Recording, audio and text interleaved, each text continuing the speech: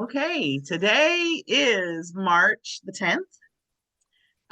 It is we're on lesson 8, so just 2 more lessons and we'll be done with our It's About Time study.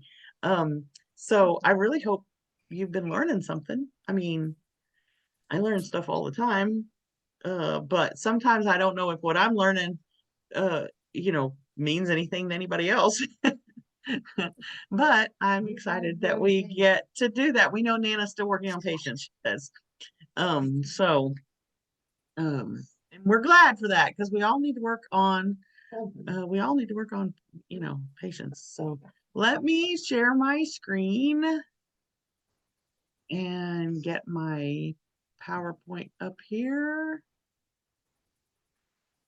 All right. We're gonna watch this slideshow from the beginning.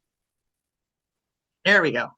So I don't know if anybody paid attention to the Wings Bible Study group, but I had uploaded the picture for lesson 8, um, and today I changed it because I was going to do lesson 8 was going to be today and tomorrow, and I started doing today, and I got too much for today.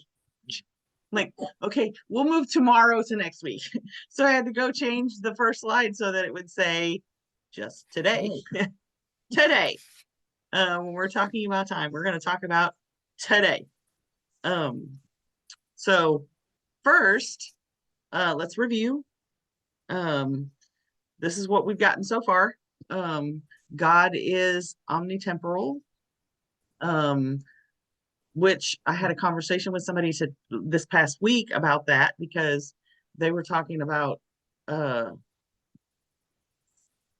three-dimensional and fourth dimensional entities and all the stuff and they were talking about, and I'm like, they said something about, fourth dimensional entities, time is infinite and they see all time at the same time. I'm like, oh, you mean omnitemporal. And God is omnitemporal. He's the only one who is omnitemporal. There is no one or one like him. They said, so what you're describing it was in Scientology, what you're describing in Scientology is God, and he's the only one. God is omnitemporal. Anyway, we had a whole thing. Looking back has advantages and disadvantages. We know that everything happens at the time appointed for a purpose. We know that waiting requires patience, long suffering, and endurance. We know your timeline is the race that's set before you. We know that time can be wasted or time can be used for God's purpose. And last time we talked about this moment is your time to fulfill your purpose for such a time as this. So did anybody learn anything from your homework? Anybody remember what your homework is? Okay. Do you want to share your homework? To whom will you give more of a name? You know? Well,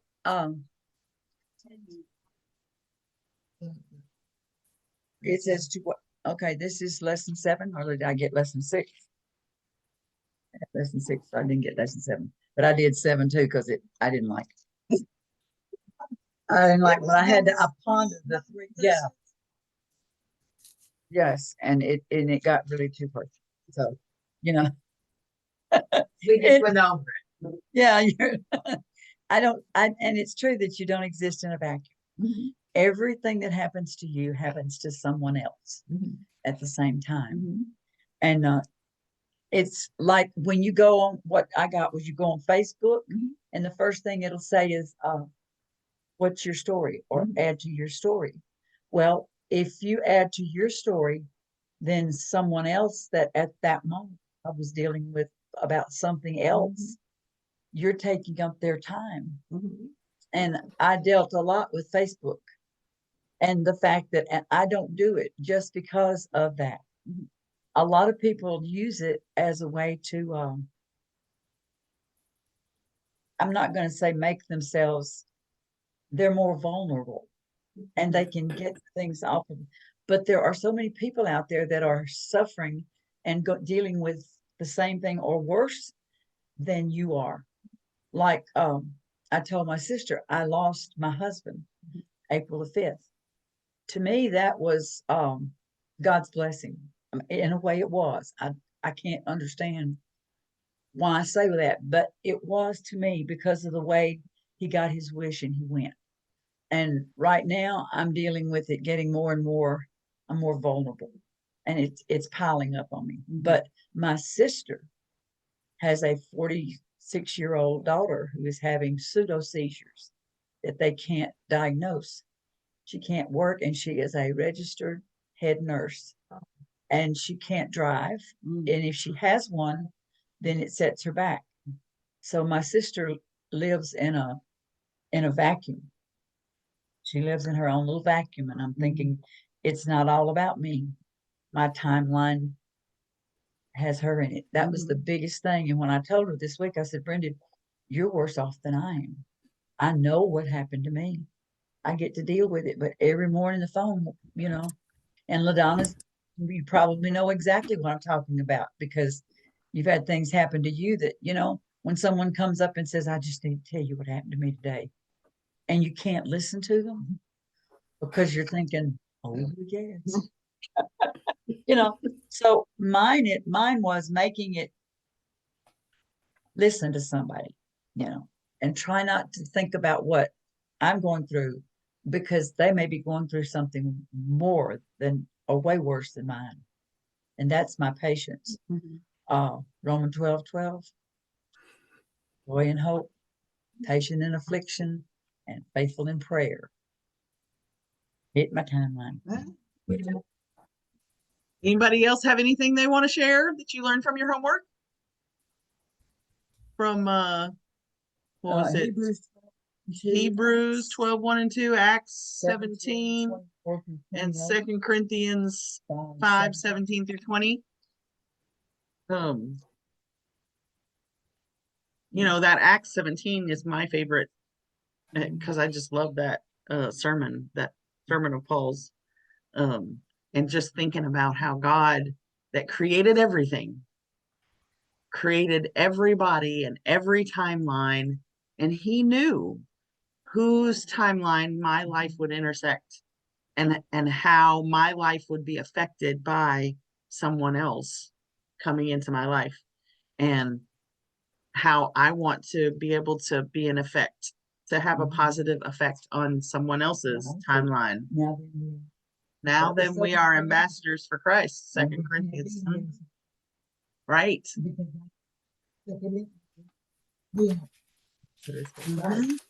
And we memorize that for GMAs. That's our GMA watchword is now then we are ambassadors for Christ.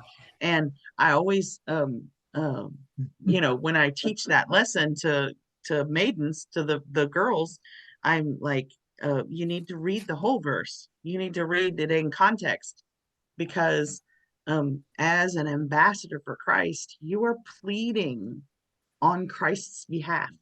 You are giving the message on his behalf to invite people to come to know and be reconciled to God, because we live in a broken world.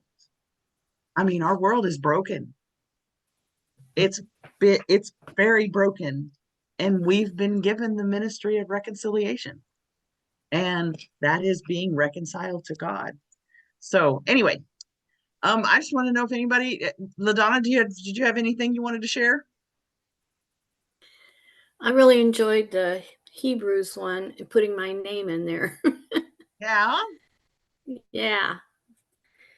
It makes it personal. Yes, it does.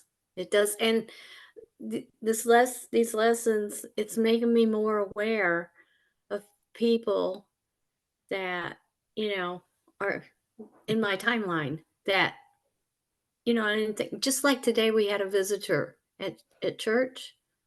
And, and that crossed my mind, he's in my timeline now. Yeah. And he was placed there for who knows.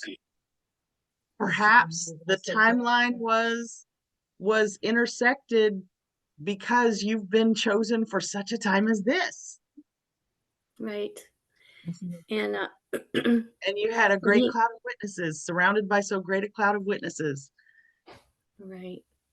So, and he mentioned to my husband, he said, because he was there this afternoon, he said, um, he says, your church is small, but he says, it's very loving. He said, I could feel it. I could feel the love for each other, and that was such a blessing to hear somebody Yeah. say that. And you can't get that in a big, huge church. It's harder to find that, and it's harder for people on the outside to see it. But in these small churches, you can really show it, which you can also show the opposite. In a smaller church, if you're not loving and welcoming, that's noticeable Mhm. too. That's very noticeable. So well, I'm glad y'all got something from, homework. Right now we're going to look at Psalm 95. Psalm 95. Um, just so y'all know, one of the reasons that I had to do today and tomorrow, I mean, switch it from today and tomorrow to just today. This was the psalm that Dale preached on last Sunday night. He was at Psalm 95, and I was going this direction. I was going the direction anyway, but there we were with the thing. And I'm like, okay, so I have to, to cover this.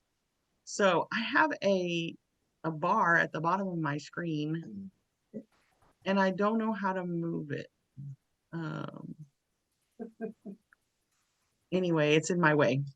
Psalm 95, 6 through 11. I got it in the King James version on the screen. Just because I love Psalms in the King James because it's very poetic. And it says, "Oh, come, let us worship and bow down. Let us kneel before the Lord our Maker, for he is our God, and we are the people of his pasture and the sheep of his hand. Today, if you will hear his voice, harden not your heart as in the provocation, as in the day of temptation in the wilderness, when your fathers tempted me, proved me, and saw my work. 40 years long I was grieved with this generation and said, it is a people that do err in their heart, and they have not known my ways, unto whom I swore in my wrath that they should not enter into," what does it say? My rest?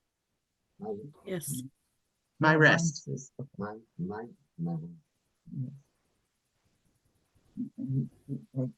Verse 11. Oh, Well, I enter my, I can't see the last two words. It's my rest. In my rest. Okay. So in the amplified version, the first two verses are about the same. "Oh, come, let us worship and bow down. Let us kneel before the Lord our Maker. For he is our God, and we are the people of his pasture and the sheep of his hand. Today, if you will hear his voice, do not harden your hearts and become spiritually dull, as at Meribah, the place of strife, and as at Massa, the place of testing in the wilderness. When your fathers tested me, they tried me, even though they had seen my works of miracles. For 40 years I was grieved and disgusted with that generation. And I said, they are a people who err in their hearts, and they do not acknowledge or regard my ways. Therefore I swore an oath in my wrath that they shall not enter my rest, the land of promise." So if we're talking about this in the amplified version, because I was looking up don't harden your hearts as in the provocation, like, okay, what does that mean? What does that even mean? And I looked it up, and it's talking about Meribah and Massa. So let's look for just a minute at Meribah and Massa. Meribah is in Exodus chapter 17. This is in the beginning of the wilderness one, when they had left Egypt and they were in the wilderness, and God had provided manna for them, and he had provided food for them to eat.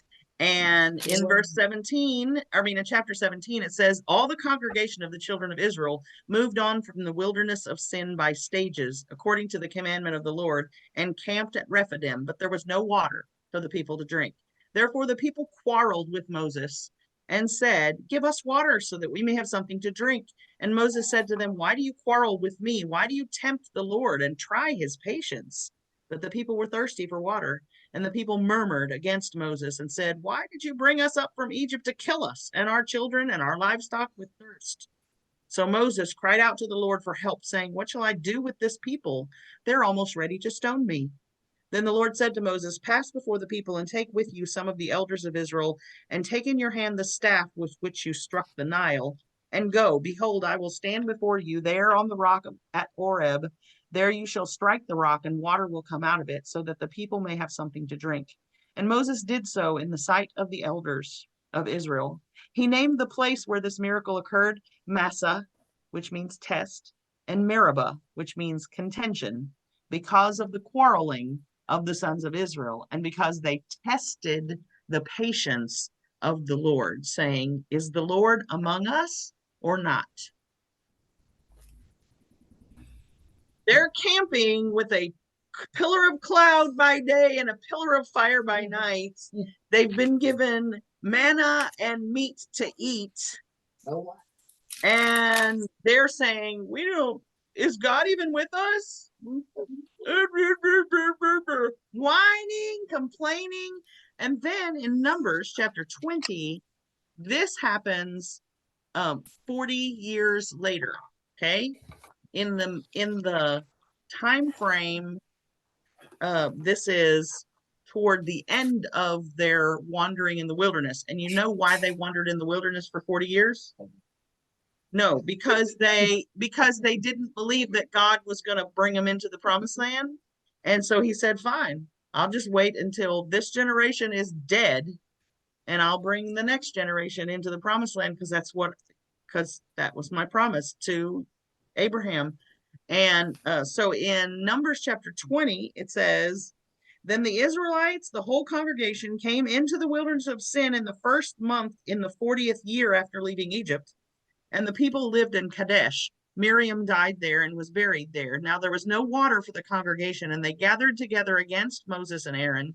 The people contended with Moses and said, if only we had perished when our brothers perished before the Lord. Why have you brought up the assembly of the Lord into this wilderness to die here, we and our livestock? Why have you made us come up from Egypt to bring us to this wretched place? It is not a place of grain or of figs or of vines or of pomegranates, and there is no water to drink. Then Moses and Aaron went from the presence of the assembly to the doorway of the tent of meeting and fell on their faces before the Lord in prayer. The glory and brilliance of the Lord appeared to them, and the Lord spake to Moses, saying, take the rod, and you and your brother Aaron assemble the congregation, and speak to the rock in front of them, so that it will pour out its water. In this way you shall bring water for them out of the rock, and let the congregation and their livestock drink fresh water. So Moses took the rod from before them, just as he had commanded him. And Moses and Aaron gathered the assembly before the rock. Moses said to them, listen now, you rebels, must we bring you water out of this rock? Then Moses raised his hand in anger, and with his rod he struck the rock twice, instead of speaking to the rock as the Lord had commanded. And the water poured out abundantly, and the congregation and their livestock drank fresh water. But the Lord said to Moses and Aaron, because you've not believed me to treat me as holy in the sight of the sons of Israel, you therefore shall not bring this assembly into the land which I have given them. These are the waters of Meribah, where the sons of Israel contended with the Lord, and he showed himself holy among them. Because he struck it instead of obeying what God said. Because here's the thing, that made sense to Moses, maybe, but it wasn't what God said to do.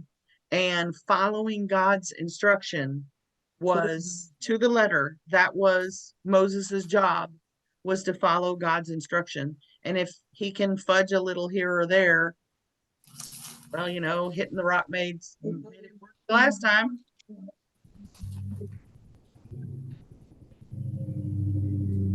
He didn't, yeah, he didn't do what God, yeah, he didn't do what God said. So Meribah and Massa. If we think about the actions of the Israelites, so we're going to look at that, the actions of the Israelites from those passages. They complained, they whined, they quarreled with Moses. They tempted the Lord. You need a pencil? Okay. They tempted the Lord, and my favorite, they tried his patience. They tried his patience. And they questioned God's presence. Is he even here? And they did not believe what God had promised. Oh, I got rid of the little thing at the bottom. I don't know how I did it. Thank you. But they did not believe what God had promised. Okay, next. Think about how Psalm 95, verse 7 and 8, describes the actions of the people. I mean, and describes them and their actions. So they were the people of his pasture. They were the sheep of his hand. They hardened their hearts. And mine Amplified says they became spiritually dull. So what would that mean, spiritually dull? That don't we do that sometimes? You know, we just exist, and they hardened their hearts. They quarreled with God. And it describes them as testing his patience. You know, we talked about patience before, you know, and how waiting is hard. And I just think about 40 years of these same people whining and complaining and nitpicking every little thing. And I mean, I just think of God saying, you know, you've been on a trip with your kids and they're bickering and fighting with each other. And, you know, when are we going to get there? When are we going to get there? And it's like, I am ready to snatch somebody bald headed. And I just can't imagine God being so patient. So patient. So let's look at how God sees them and their actions. In verses 9 and 10. In verses 9 and 10, it says they were descended. He's talking about the people that, because it's been 40 years, you know, they were descended from a people who tested them. They tested him even though they'd seen miracles with their own eyes. They walked through the red. They walked through the Red Sea with the water on either side. These same people. If I mean, you know, I mean, the snake, the rod, that got me when I was little. When he laid that rod down, it turned into a snake. You know, I said, I'd have been right on him right then. I'd have been okay. That's the thing, is they had all these things. It says that God was grieved, and that word in the Amplified, it says he was disgusted. He was grieved and disgusted. And he could see the habitual error in their hearts, that it wasn't just that they had this error in their hearts, but it was habitual. It was happening over and over and over again. And he could see that they did not acknowledge God's blessings. All those things that God had done for them, and they weren't satisfied. It wasn't enough. So the next question is, how are we like them? Do we ever whine and complain? How about when we are in the wilderness, or that season of life of the wilderness, Have we ever questioned God's presence? Do we behave stubbornly? Mhm. Do we want God to do things our way? That's me. I know God's gonna do great things, and I know, he's gonna do, but I want him to do it my way. I want him to follow my plan, and I think maybe that's a woman thing, that as women, don't we plan stuff, we're like, this is gonna happen. I mean, because we're used to planning for our household and planning for the family. Um, I remember planning, like when we would plan vacations and stuff, and I have to plan what I'm gonna wear, and I have to plan where we're gonna go, and I have to plan what kind of food I'm gonna take along. And so I've got all these plans that I've got to do. And if somebody throws a wrench in that plan, um, that is not acceptable. Be consulted about the outcome. Oh, yes. Can you imagine all of those people going for 40 years and not being consulted? I mean, this is my covenant. You do what I tell you to do, and this is how it's going to turn out. You can see the promised land. Well, we would like to help. So that's when I like to be, That is a really good word, that we would like to be consulted. and And his brother and Aaron, and just do what they said. And I remember in the movie, when they left them and went up on the mountain, and they started getting all the golden jewelry and the calf and making the island. I thought that kind of looked like fun when I was young. They were having a party. Yeah. But that movie made made an impact on you. It did. And that's the thing is, I remember whenever my dad told us that we were moving to the mission field and we were going to move to the Philippines. I was 12, and I was thinking I was old enough that I should have been consulted. Yeah. They did not ask me if I wanted to move to a foreign country.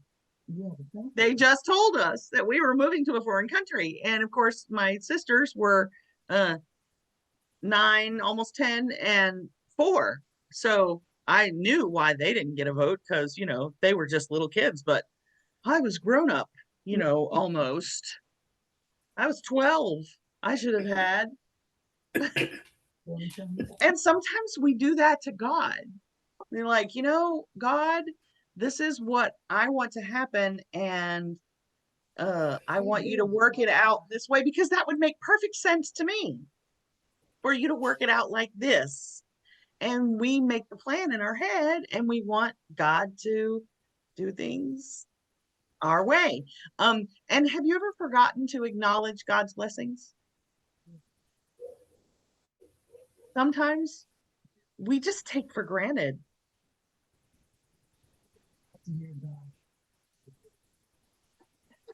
I mean, some crazy things, but I would just love to hear him stand up on the mountain and say, I did it my way. His way is the best way, and his way is, we don't understand, because we don't have the viewpoint, we don't have the perspective, because we cannot see everybody's timelines. And the way we would like it to work out is the way it fits with our timeline. But because God can see everybody's timeline, that's how he works. So, what should we do then? If we're going to look at Psalm 95,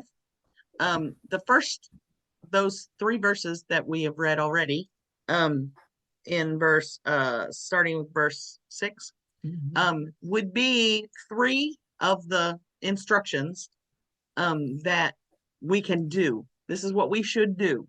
So the first one is, come, let us worship and bow down.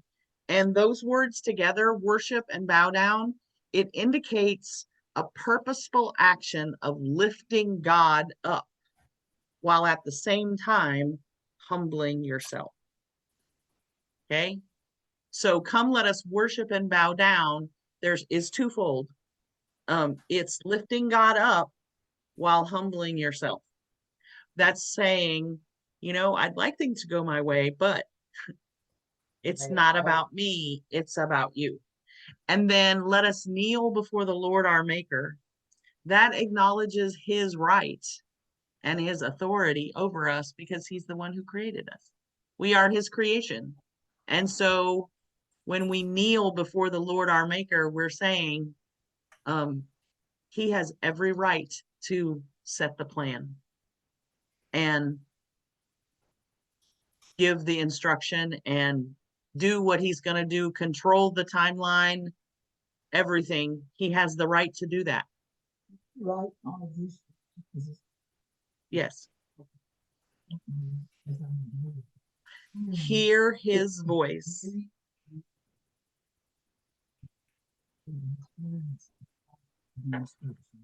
Yes. I think that's a part of the maybe the Hebrew word for hear has to do with hearken. The word, the old timey word is hearken, and to hearken to a word means it's not just, do you hear that noise? It's following in the instructions that have been given. When you hear, so like when your kids, you tell your kids, I need you to pick up your dirty towels off the floor. Did you hear me? Yes, I heard you, but you're not moving.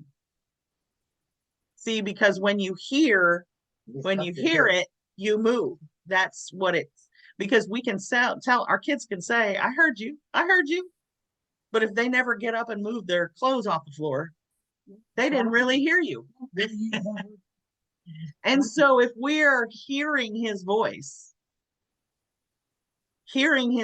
means we first of all, block out every other voice but his. So the voice that says, but this makes sense to me, or the voice that says, it's only logical. That's a good one. Logical, the voice of truth. Block out every other voice and know that hearing is more than just listening. You have to follow the instructions given. So there's the first three things. Let us worship and bow down. Let us kneel before the Lord our Maker, and let us hear his voice. Now, let's look at the word today. That was all just the introduction to today. Today is sometimes translated in the Bible, this day. In our scripture, it was two different words, to and day, but it really should be, it's a compound word that means this day. And it means a specific day, not just any day, not even every day, but this specific day. And that's why in Paul's writings, today is used to indicate urgency and opportunity. I want you to pay attention to those words, urgency and opportunity. We're going to look up 2 Corinthians. One part of your homework ended on verse 20. And so we're going to start at verse 20, 2 Corinthians 5:20, and we're going to go through chapter 6, verse 2. Really and truly, the commentators that I read said chapter 6, verse 1 should be included with chapter 5. Verse 1 and 2 is really part of that. It all goes together. So the Amplified, it says, so we are ambassadors for Christ, as though God were making his appeal through us. We, as Christ's representatives, plead with you on behalf of Christ to be reconciled to God. I want you to pay attention to any words that have to do with urgency. Okay, so we got one there that was plead. We plead with you. Your version might say beseech. What does the King James say? Pleading with you, pleading through us. plead with you on Christ's behalf. He made Christ, who knew no sin, to be sin, to judicially be sin on our behalf, that in him we would become the righteousness of God. That is, we would be made acceptable to him and placed in a right relationship with him by his gracious loving kindness. That's what the Amplified adds in there. Working together with him, we strongly urge, that sounds like a urgency phrase. Working together with him, we strongly urge you not to receive God's grace in vain by turning away from sound doctrine and his merciful kindness. We'll talk about receiving God's grace in vain in a minute.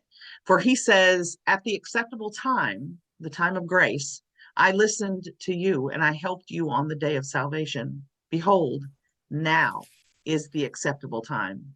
Behold, now is the day of salvation. So we've got some urgency words: plead, urge, and now. Those are words of urgency or words of opportunity. And I want you to think, I do not think that your time, the time you were chosen for, like Esther, the time prepared for you alone, the timeline designed by God for his good work, do not let this time given to you be in vain. And that word in vain means empty or of no value. And it's sometimes translated worthless. Worthless. There's a lot of time, there's a lot of things that we do that are kind of empty and of no value. During the pandemic, they came up with a new, it was a new idea to binge watch programs, because you had nothing else to do but watch hours and hours and hours of a program. Hours and hours and hours. Making the time spent of no value completely worthless.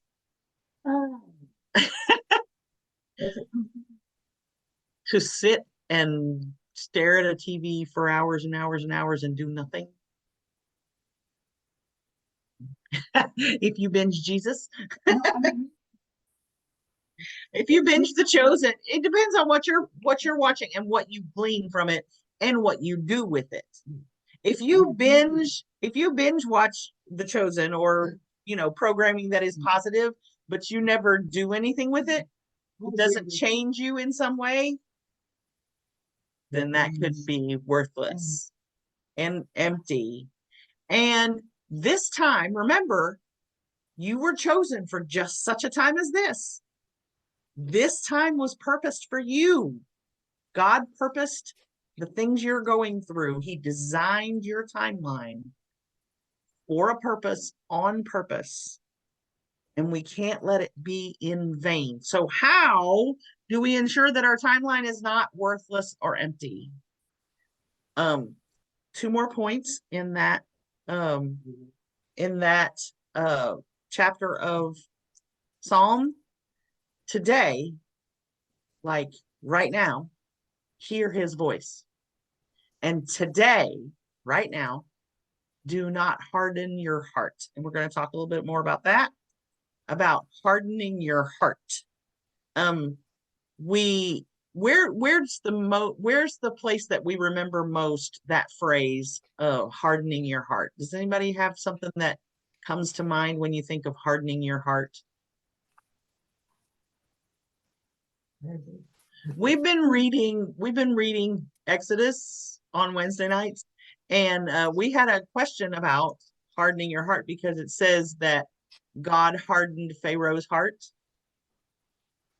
And that question was brought up why would God harden his heart? Because then doesn't it make it God's fault that he didn't? I'm telling you, whenever we have kids on Wednesday nights, we get some good questions. They're not afraid to ask questions. And if it says that God hardened Pharaoh's heart, then doesn't that kind of make it God's fault that Pharaoh's heart was hard? um, and that is a very good question to ask. And we started looking at that scripture and what that means. And when it says that God hardened Pharaoh's heart, the phraseology in the Hebrew basically means that confronted with the Almighty God, we have a choice to make.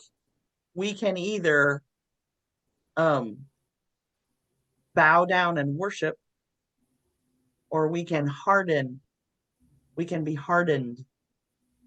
So God's presence hardened Pharaoh's heart.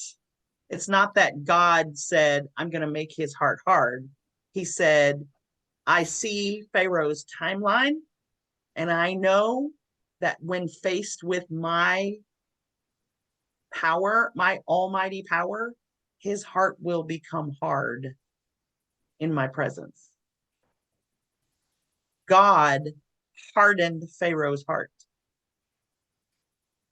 Okay, does that make sense? Mm-hmm. So, if we're going to not harden our heart, what does that mean? That means faced with the choices, the decisions, the purpose that God has us going through in our timeline. Even if we don't like it, let us worship and bow down and kneel before the Lord our Maker. I don't like it. I hurt. It's painful. It's devastating.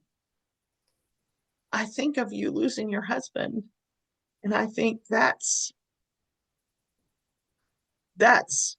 hard and frightening and scary, and yet God designed that in your timeline. And here's Nana, who lost her husband at such a young age with 3 little kids. And that hurts. That's hard. And to imagine that God saw that in your timeline and knew it was going to happen and knew you'd be going through that.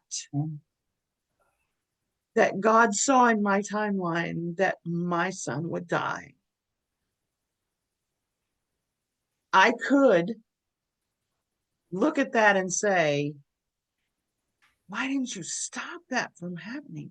Why did you let that happen, God? That would be hardening my heart.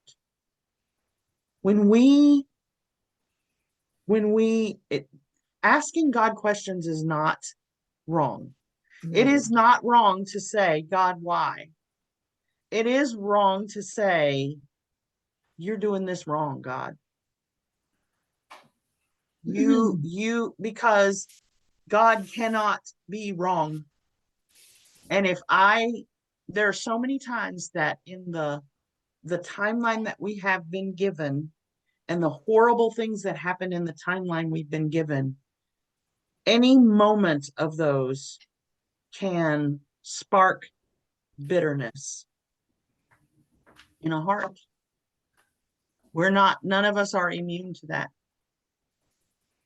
And the things that we go through can easily spark a bitterness that will harden our heart.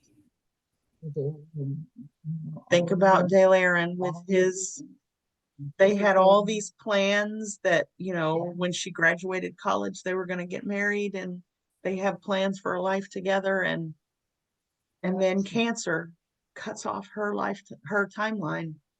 and his has to go on. And he's still struggling with it.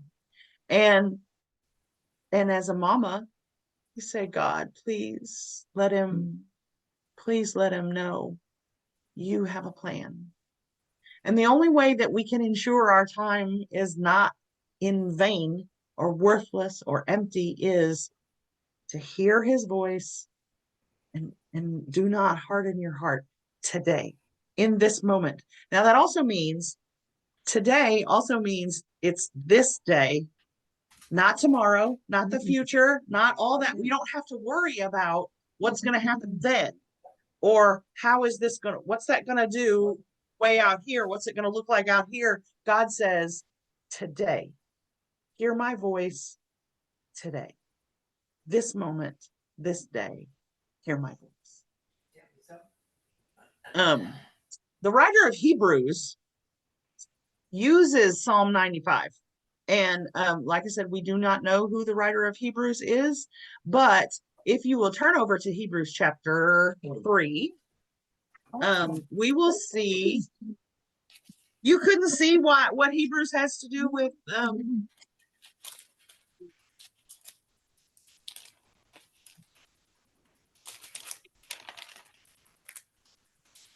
there you go, Hebrews chapter 3. That's okay.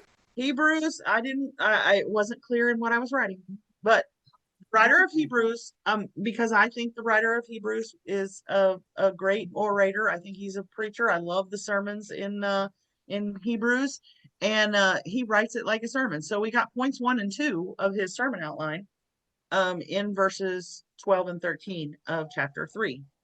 And chapter 3, verse 12 and 13 says, oh, first of all, before that, he quotes Psalm 95. Today, if you hear his voice, do not harden your hearts as your fathers did in the rebellion on the day of testing in the wilderness when your fathers tried me. So he does that in verses 7 through 11. He's reciting Psalm 95. And then in verse 12, he says, take care, brothers and sisters, that there not be in any one of you a wicked, unbelieving heart, which refuses to trust and rely on the Lord, a heart that turns away from the living God. But continually encourage one another every day, as long as it is called today, and there is an opportunity, so that none of you will be hardened into settled rebellion by the deceitfulness of sin, its cleverness, delusive glamour, and sophistication. So points 1 and 2 are take care, beware, be aware. Okay, take care that your heart is not turned away from God. It's so easy to let those voices say, you know what, if God really cared about you, he wouldn't have let this happen. I mean, how many times have we heard that in the world? If God really was a God of love, then why does he let children starve?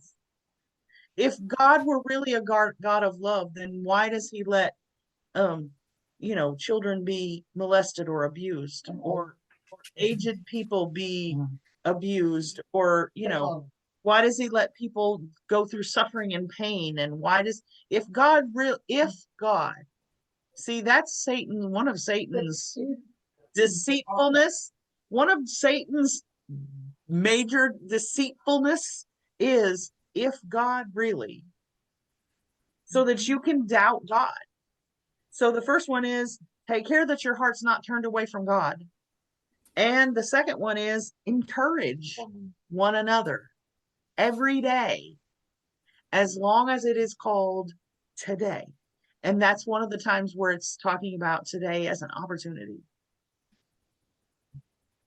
Today, encourage one another every day, as long as it is called today. Because you know what? Here's one thing we know. We are not promised tomorrow. We only have today. That's all we have is today. Next point in his sermon outline, it's in verse 14 and 15. For we as believers, we have become partakers of Christ, sharing in all that the Messiah has for us. If only we hold firm our newborn confidence, which originally led us to him until the end. While it is said today, while there is still opportunity, if you hear his voice, do not harden your heart as when they provoked me in the rebellion. The second or the third point of this sermon outline is we've got to hold firm. We have to hold firm to your newborn confidence. We call that a solid conviction. And we're gonna review that in a minute. A solid conviction, to hold firm in our confidence, that thing that originally led us to him. That was in your notes this morning from the preacher. And the final point of this sermon outline is in Hebrews chapter 4. Because, you know, his sermon, he talks some more about today, what, you know, he's still on that same subject, but in chapter 4, verse 6, he says, therefore, since the promise remains for some to enter his rest, and those who formerly had the good news preached to them failed to grasp it and did not enter it because of their unbelief, evidenced by disobedience, he again sets a definite day, a new today, providing another opportunity to enter that rest by saying through David, after so long a time, just as it's been said before in the words already quoted, today, if you hear his voice, do not harden your hearts. This mention of a rest was not a reference to their entering into Canaan, for if Joshua had given them rest, God would not speak about another day of opportunity after that. So there remains a full and complete Sabbath rest for the people of God. For the one who has once entered his rest has also rested from the weariness and the pain of his human labors, just as God rested from those labors, uniquely his own. Verse 11, let us therefore make every effort to enter that rest of God, to know and experience it for ourselves, so that no one will fall by following the same example of disobedience as those who died in the wilderness. That's a really long verse, but the point and there is, today you believe when Jesus promised that one day your labor, your weary and painful though it may be, one day your labor will end with his perfect rest. So today, this day, right now, not later, not tomorrow, not some other time, this day is your opportunity. Do not let the day pass in vain, which is the opposite, by the way, of opportunity. It is empty, of no value, in vain. Opportunity is the opposite of that. Opportunity is fullness. Opportunity is what's coming in the future. So how do you do that? You let us worship and bow down. Let us kneel before our Maker. Today, hear his voice. And then we've got 3 more action steps, okay? Keep your heart in agreement with God, not against him. Hold firm in your faith.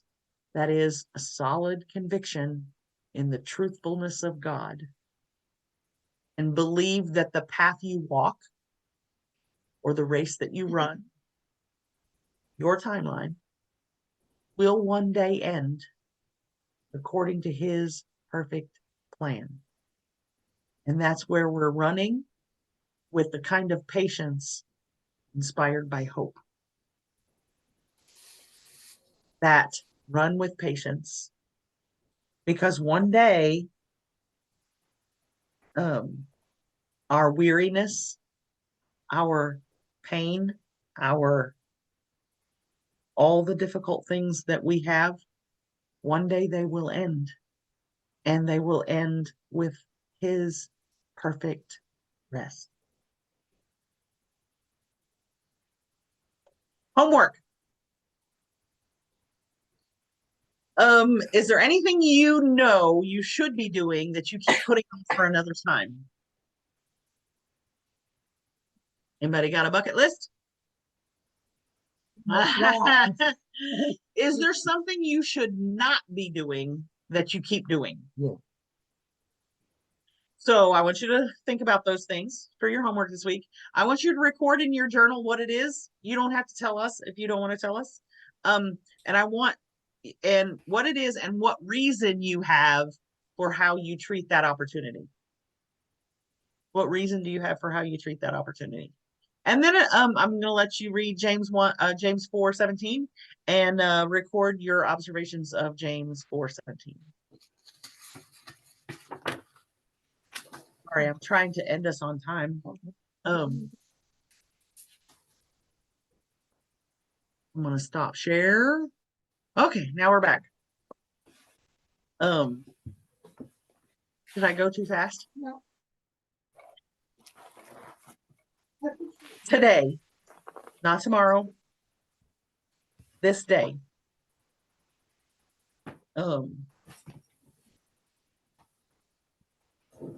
What? You're reading ahead, aren't I you? did, but the thing. Chrissy, Would you like to? Doesn't matter. Chrissy called and she said, Mama, make Dad's death okay. Make me understand it. And Hebrews 6-11, verses 10 and 11. God just let him to rest. I can't explain it. And I told her to be given your wish by God is one of the greatest gifts that he could ever give us. And that's all Carol ever wanted. But she says, Mama, is it okay if I still hurt and I still question us? Yeah, babe, I do too. But what we question is what we said just before the last breath. No, because you're always kidding. And that's what I questioned. He knew I loved him. She just can't seem to make it okay. But that's awesome. This time to go to It was his time to go to rest. God knew that it was his time for him to rest. And Satan also knows that this opportunity to say, God, I'm not okay with this, is an opportunity that he could use to plant bitterness, to have her harden her heart. And that's what we have to guard. And it says, encourage one another, take care, guard, that you don't let the fact that we can't see everything that's in God's plan, that confronted with that part, that God's ways are higher than my ways and I can't understand it. Am I going to harden my heart to that? Or am I going to bow down to his right and his authority as my creator of my timeline? Yeah. Am I going to bow down to him and his plan? Because he knows. Yeah. Tell people that if I ever started crying, I wouldn't need a fluid pill. If God would ever just let me start crying, I could lose 5 or 6 pounds. Just go. You said crying. No, it doesn't crying. That didn't work either, huh? But it was okay. All right. Well, I'm going to stop our recording and say goodbye to the people who are, well, she's not leaving yet. I'm just going to stop the recording. So stop the recording and then we can see everybody next time. Bye.